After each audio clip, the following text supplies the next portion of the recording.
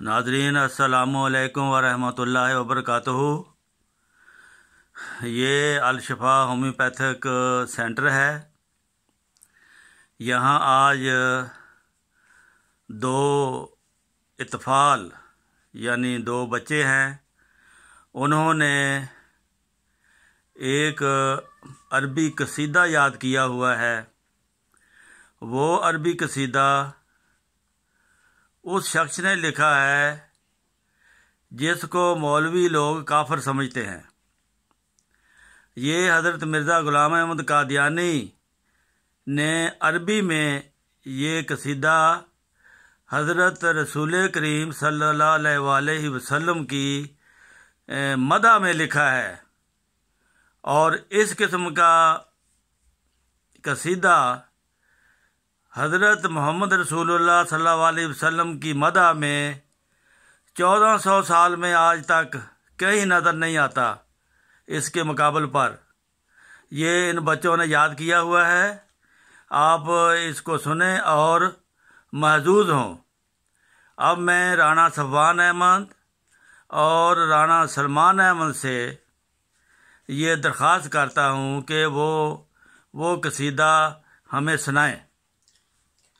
ہاں جی، وعلیکم السلام۔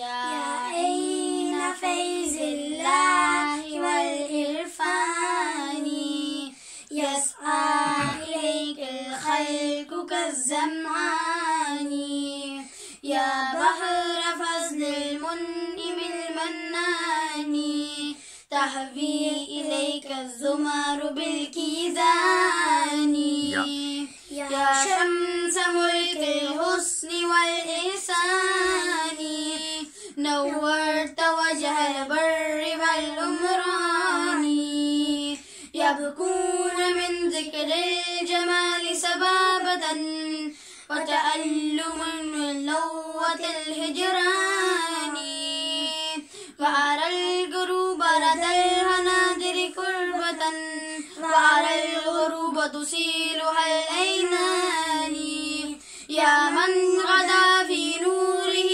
وزيائه كالنيرين ونور الملوان، يا بدرنا يا آية الرحمن أحد الهداة وأشجى الشجعان، إني أرى في وجهك المتهلل شأني يفوق شمائل الإنسان، وقد اكتفاك أولو النهى بصدقهم وذووا تذكر مهد الأوطان، قد عاصروا وفارقوا أحبابهم وتباعدوا من حلقة الإخوان، ودعوا أهوانهم وتباغهم وتبرعوا من كل نشب نفان، ظهرت عليهم بينات رسولهم فتمزق الأهواء كالأوصان،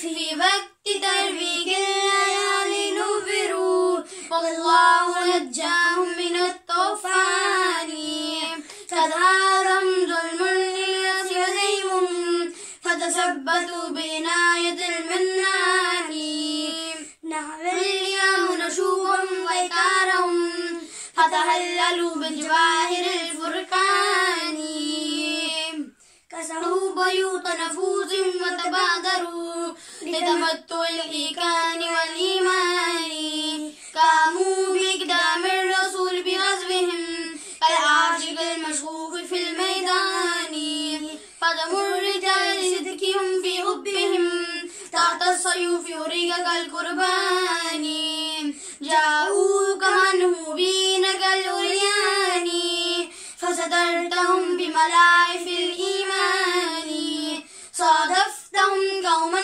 كروا سنزلة وجعلته كسبيكة الإكيان،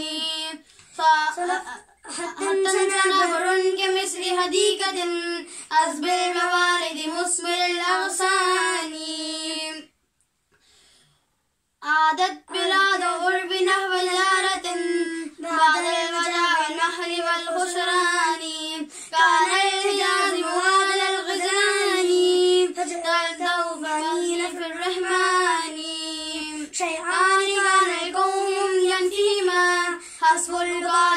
kasratun niswani amma an-nisa'u fahurimatun ka'uha zawjan la tahrimu fil qur'ani وجعلت الهدى مخربا وأزلها نقها من البلدان كم شارب برشفد طافها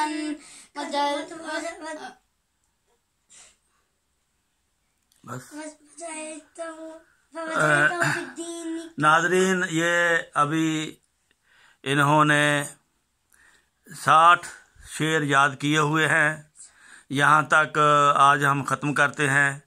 دوسری ویڈیو میں دوسرے شعر آپ کی خدمت میں پیش کیے جائیں گے اور ہم کوشش کریں گے کہ ان کا ترجمہ اردو میں بھی آپ کی خدمت میں پیش کیا جائے.